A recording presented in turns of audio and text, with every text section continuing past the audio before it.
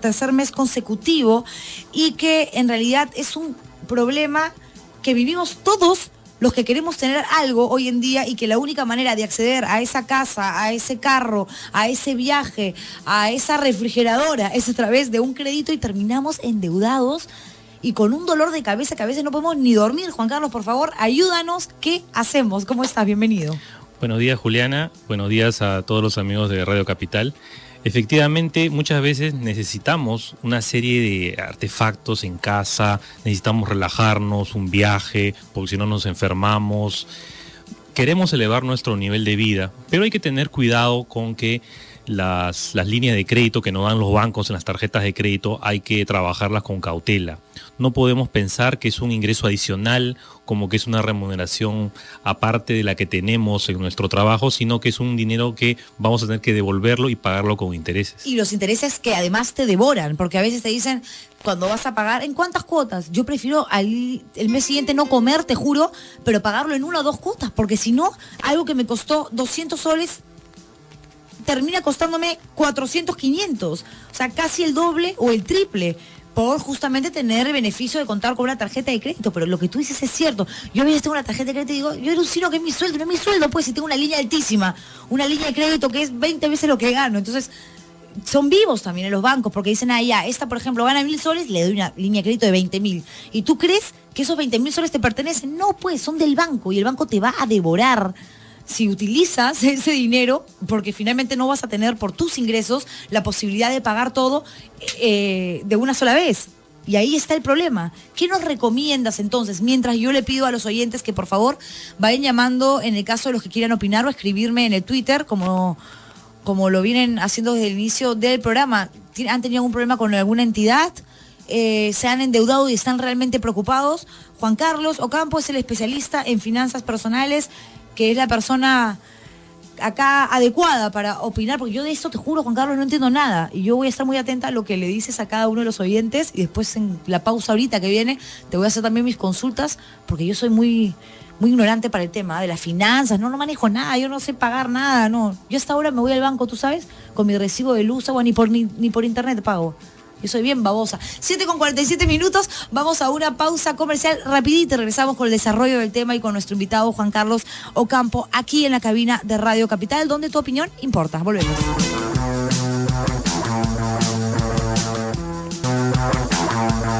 Son las 7:49, estamos hablando de la realidad con respecto al asunto de las finanzas, ¿no? De los bancos, de los préstamos que todo el mundo te ofrece en todas partes.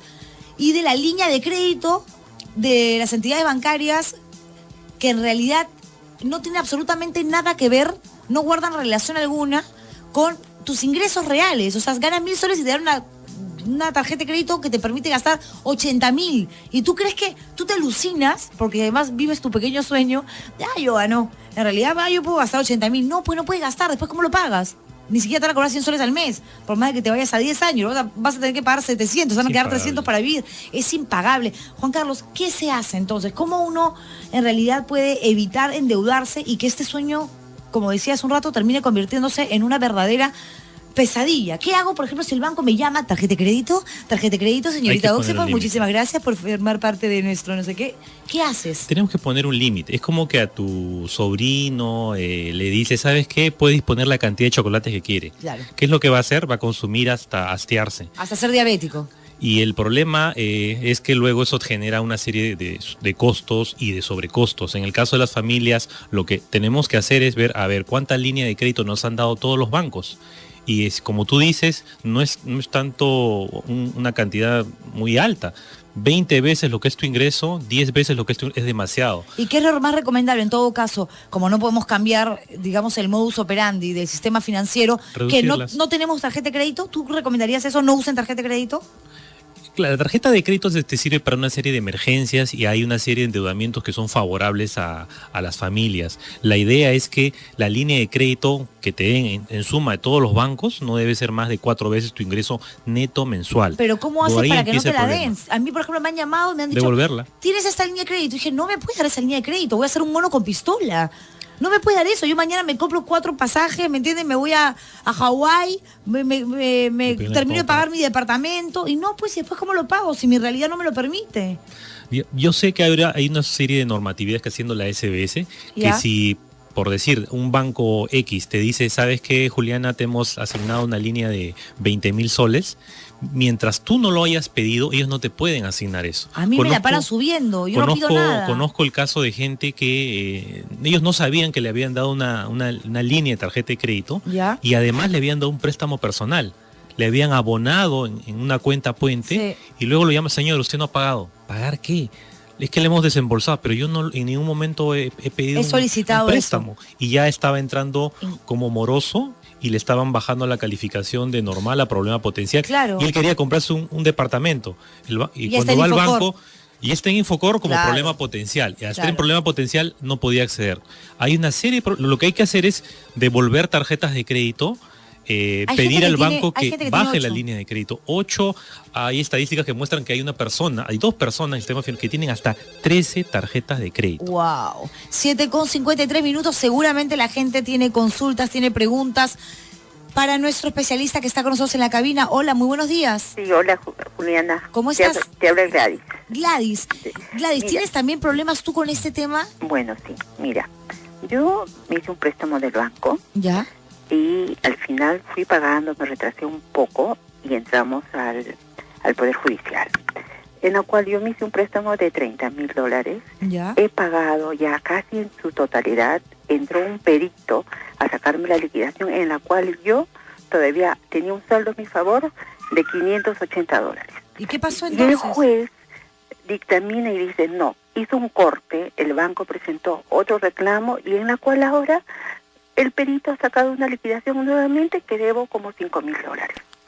Wow. Y entonces es algo Inaudito. increíble. O sea, primero me saca una liquidación que yo tengo un saldo a mi favor de $580, he pagado de más, y después el banco presenta unos recursos y el banco presenta su liquidación y el juez le dice al perito que trabaje sobre la liquidación del banco. No, terrible lo que nos cuentas, ¿ah?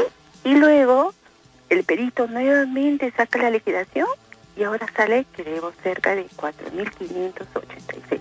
¿Y qué vas a hacer entonces? ¿Qué salida te Yo queda? ¿Qué te dice tu ahora abogado? he presentado otro recurso reclamando, ¿no?, que me tiene que trabajar sobre la deuda original, no sobre un corte. Y tampoco Sí, claro. el juez no debe direccionar el trabajo del perito.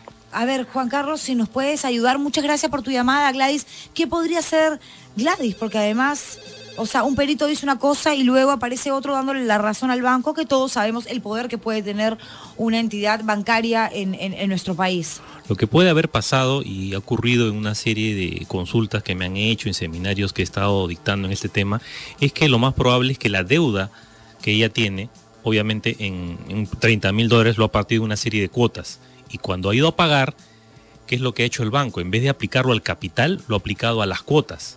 Tú descansas una serie de meses, Ya. pero tu deuda se mantiene. Perdón, tu deuda se reduce, pero no en la magnitud que tú quisieras. Por decirte, debes 30,000. De pronto vas bajando con cuotas, las cuotas, y llegas a un capital de 20,000. Ajá. Tienes 20,000, ¿sabes qué? Quiero cancelar mi deuda. Claro. Y en vez de decir aplícalo al capital, lo aplican a las cuotas.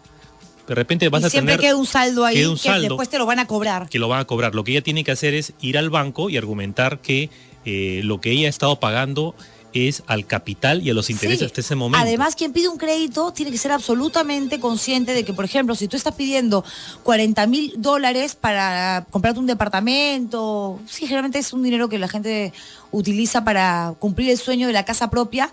Al final, esos $40,000, si realmente se dividieran en tantas cuotas, lo podrías pagar en 15 años y los terminas pagando en 30, porque además, para pasar de 40,000 a 39,000, a que ya pagué. O sea, lo que podría, a ver, para que quede clara la idea, que es lo que me pasa a mí.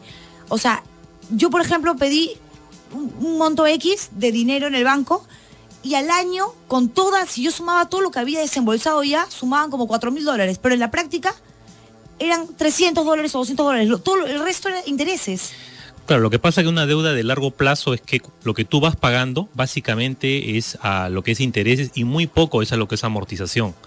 Claro. Lo que sucede es que si estamos hablando de un crédito hipotecario versus un alquiler, con el ajuste a la inflación de un 3 o un 4%, el alquiler te lo van subiendo todos los años. Todos los años, En es cambio, cierto. la cuota se mantiene. Se mantiene. El problema está cuando tienes una enfermedad, cuando pierdes el trabajo, o porque saliste de viaje, dejaste de pagar una o de repente hasta 2 cuotas, los intereses hacen que tu deuda crezca y no puedas salir de ella. Por eso la idea es tener un fondo de seguridad, un pequeño ahorro para prevenir ese tipo de eventualidades. Qué complicado. Y es más complicado aún cuando tienes un crédito hipotecario y un crédito de consumo. Por eso siempre se recomienda que entre lo que tú vas a pagar en tarjetas de crédito al mes y en créditos hipotecarios no sea más del 30% de tu ingreso. Wow, yo soy fregada, tengo crédito hipotecario, crédito de carro, crédito en la... No, ya. Me devoran las deudas. Vamos con llamadas telefónicas. Ahora me vas a decir qué hago. Vamos, voy presa. 7:57. Hola, buenos días. Hola. Te habla, hola, ¿qué tal? ¿Cómo estás? Te habla Gino, Juliana. Gino, Oye, Juliana. un abrazo enorme, te quiero mucho aquí porque eres bien honesto y sobre todo bien directa en lo que te tienes que decir. Te voy a agradecer mucho, Juliana. Fíjate, Gracias. Sobre las tarjetas esto de acá, uno, ¿la tarjeta es donde aceptada? ¿En el contrato o en el momento que uno firma para recibir la tarjeta? Y segundo, sobre las evaluaciones, a uno lo paran evaluando cuando uno quiere pedir un crédito y es normal, uno va para pedir a ver la cotización, cuánto es el interés y qué es favorable para cada uno y cada empresa, pero lo que pasa es que a veces estas entidades financieras cuando te evalúan, te tienen en tu sistema. Cuando yo logro, digamos, obtener un crédito de una pyme, digamos, que me es favorable para mí, me dicen, señor, pero usted está aprobado con otras financieras, me dice, no le podemos, vamos a ponerlo en observación. Claro. ¿Cómo es eso? Y tercero, si fuera tan amable, dice que este mes que viene se va a subir lo que es lo que viene del porte, ¿no? Va a ser a 10 soles. Te seré mucho, muy amable, un abrazo enorme, Juliana. Y Gracias, gracias Gino, un abrazo, cuídate, Juan Carlos. A ver, ha hecho varias consultas, pero a ver, tratando de responder brevemente una a una. La idea es que uno debe aceptar toda la deuda que sea por escrito. Escrito. Por teléfono, en lo posible, negarlo, y es preferible ir a la misma entidad financiera para poder entender y preguntar sobre todos los términos del contrato. Uno no puede aceptar un contrato en donde no te digan cuáles son los términos del mismo. De repente tú quieres hacer un prepago y no te aceptan el prepago. Ya, pero ¿qué pasa cuando te mandan la tarjeta de crédito? A mí me ha pasado que me han mandado una tarjeta de crédito que yo nunca solicité, nadie me dijo que me la iba a enviar a mi casa y ni siquiera firmó, no sé, mi hermano, en ese entonces cuando vivía con la familia, me acuerdo que vivía con mi mamá, no firmó ni siquiera el portero. Me la dejaron y yo nunca la usé y de pronto me llegó un monto chiquito, por ejemplo, de 4 o 5 dólares, pero por una tarjeta que yo no estaba usando por mantenimiento. ¿Quién la pidió? Hay que devolverla. Hay que enviar una carta al banco y pedir la devolución, o sea, devolverle la tarjeta de crédito a una agencia, a una plataforma, y uno tiene, o sea, el banco tiene que responder hasta 30 días útiles. Okay. Si en caso no te responde, uno debe recurrir al defensor del cliente financiero, o a Indecopi para explicar lo que está ocurriendo, porque te están dando un crédito que tú no has solicitado, y si tú no estás solicitado, el banco no puede luego cobrarte unos intereses de un acuerdo que no existe. La hora es la hora, Juan Carlos, un ratito en Radio Capital. Magnesol, el sol de tu salud, da la hora. 8 en punto. La mayoría de calambres son pérdida de potasio por falta de magnesio. Continuamos con Juan Carlos Ocampo, nuestro especialista en finanzas personales, hablando del endeudamiento, cómo evitarlo. Ya nos ha dado varios consejos. El primero, por ejemplo, no aceptar una línea de crédito que no tenga nada que ver con nuestra realidad, con nuestro ingreso real, porque uno, claro, de repente gana 2.000 soles y acepta una línea de crédito de 50.000. Es imposible. Impagable. Impagable. Y te terminan comiendo y terminas a veces perdiendo ese bien que tanto te costó, ¿no? Por ejemplo, tu casa, te hipotecan. Y en realidad hay casos muy, pero muy tristes. Mira, hay una relación, ¿no?, en el tema de deudas de consumo y el ingreso que tú tienes. En deudas de consumo no deberíamos tener deudas más allá de 2-3 veces nuestro ingreso neto mensual. ¿Por qué lo decimos? Si tienes una línea de crédito muy alta, y llegas a utilizar esa tarjeta de crédito y la deuda va creciendo, ¿qué es lo que ocurre cuando me empiezo a retrasar?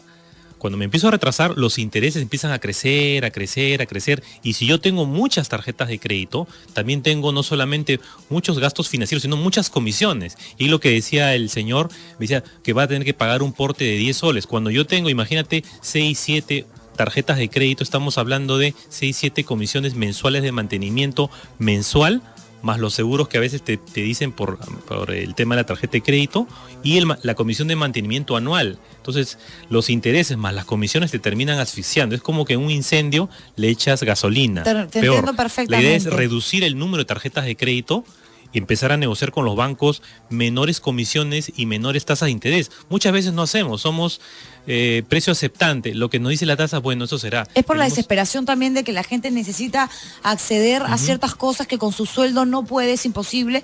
Y la tarjeta de crédito y todos estos préstamos que te dan para viajar, para comprarte el carro y demás, es la salida ideal. Porque uno también quiere, carambas, trabajar y sentir que se rompe el lomo para poder tener un carrito, para poder comprarse una casita, para poder viajar con la familia.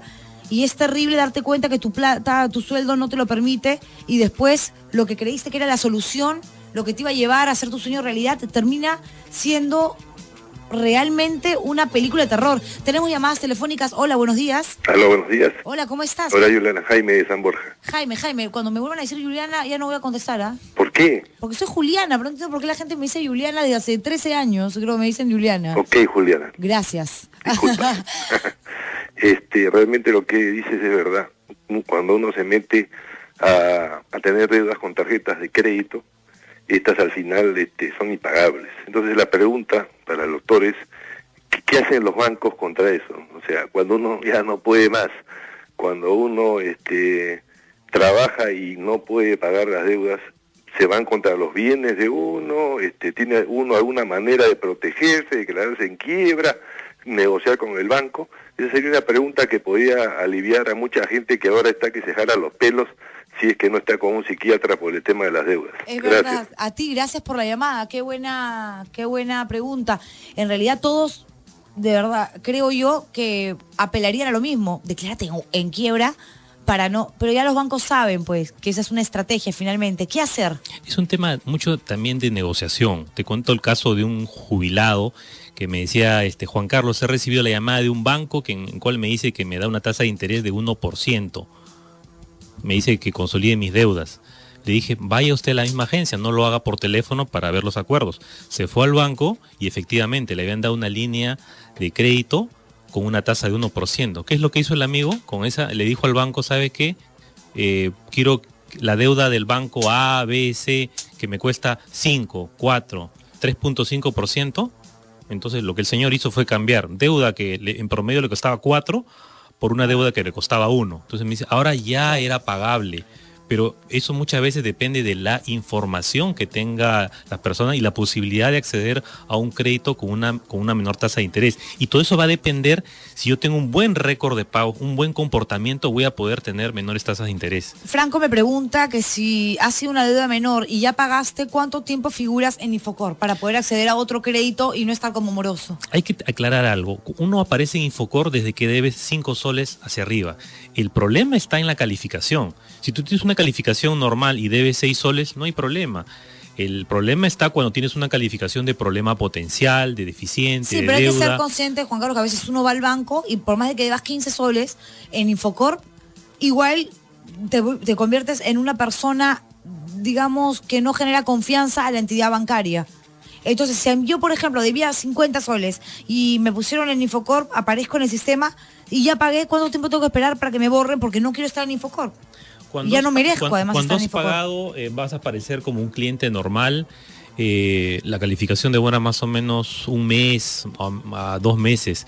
Ahora, sobre lo que tú estás indicando, efectivamente pasa a veces que uno paga y los portes no lo considera como parte del pago. Por ejemplo, claro, era 20 soles más 2 soles de portes. Y le dices, ¿cuánto es la deuda? 20 soles, pagas 20, y esos 2 soles, como no los pagas, y dices, bueno, ya cancelé la deuda. Claro, los 2 soles más los 10 soles son 12 soles. 12 soles que no pagaste porque tú piensas que yo lo has cancelado, genera intereses.